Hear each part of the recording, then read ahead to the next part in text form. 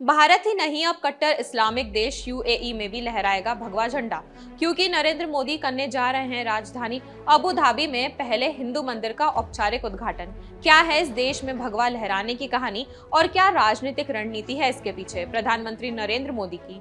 आज की इस रिपोर्ट में हम आपको यही बताने वाले हैं। नमस्कार, मैं यशस्वी जोशी स्वागत करती हूँ आपका यूबीई न्यूज में, जहां हम न सिर्फ खबरें लाते हैं बल्कि उनका बारीक और सटीक विश्लेषण भी करते हैं। प्रधानमंत्री नरेंद्र मोदी खाड़ी देशों में यात्रा के बीच संयुक्त अरब अमीरात पहुंचे हैं। इसे दोनों देशों के संबंध में मील के पत्थर की तरह देखा जा रहा है। भारत और यूएई के संबंध सदियों पुराने हैं। मसालों, गहनों, इत्रों और कपड़ों के व्यापार से शुरू हुए ये संबंध अब ऊर्जा, कूटनीति और सामरिक संबंध तक पहुंच चुके हैं।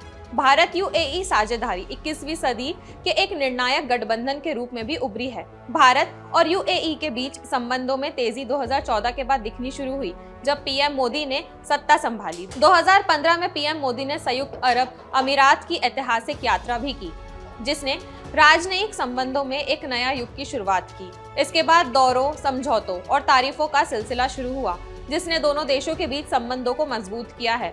संयुक्त अरब अमीरात के राष्ट्रपति शेख मोहम्मद बिन जायद अल नहयान 2017 में गणतंत्र दिवस समारोह के मुख्य अतिथि के तौर पर भारत पधारे।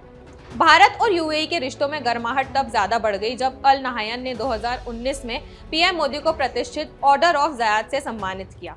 भारत और यूएई के रिश्तों की मजबूती को इसी से समझा जा सकता है कि दोनों नेता अक्सर प्रोटोकॉल को तोड़कर एक दूसरे का स्वागत करते हैं। इतना ही नहीं, पीएम मोदी हमेशा से ही यूएई के राष्ट्रपति शेख मोहम्मद बिन जायद अल नहयान को भाई कहकर संबोधित करते हैं। ऐसा नहीं है कि भारत और यूएई के संबंध अब सैचुरेशन पॉइंट तक पहुंच चुके हैं। भारत मध्य पूर्व यूरोप आर्थिक गलियारे में यूएई अहम भागीदार है। भारत इस गलियारे के जरिए यूरोप तक व्यापार करने का सपना सजाए हुए है। वित्तीय क्षेत्र में दोनों देशों ने 2023 में एक बड़ा समझौता किया था। इस समझौते के तहत भारत और संयुक्त अरब अमीरात ने डॉलर को छोड़कर रुपया और दिरहम में व्यापार की हामी भरी थी। इसके अलावा 2024 के संयुक्त विजन दस्तावेज के साथ दोनों देश फिनटेक, क्लीन एनर्जी, जलवायु परिवर्तन पर एक साथ काम करने जा रहे हैं।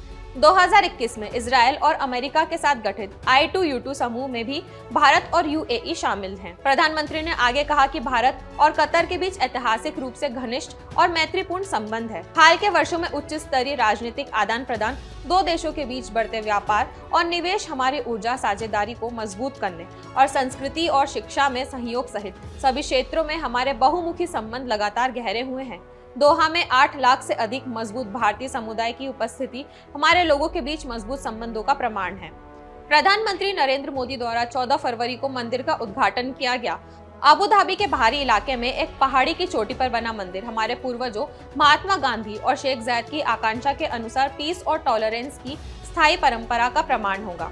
तो यह थी हमारी आज की एक खास रिपोर्ट, और आपको हमारा ये कार्यक्रम कैसा लगा, अपने विचार हमसे जरूर साझा करें। और अगर ये वीडियो पसंद आया हो तो इसे लाइक और शेयर करें, साथ ही हमारे चैनल को सब्सक्राइब जरूर करें। यूबीई न्यूज आपके लिए लाता रहेगा देश विदेश से जुड़ी ऐसी ही खबरें। तब तक के लिए धन्यवाद।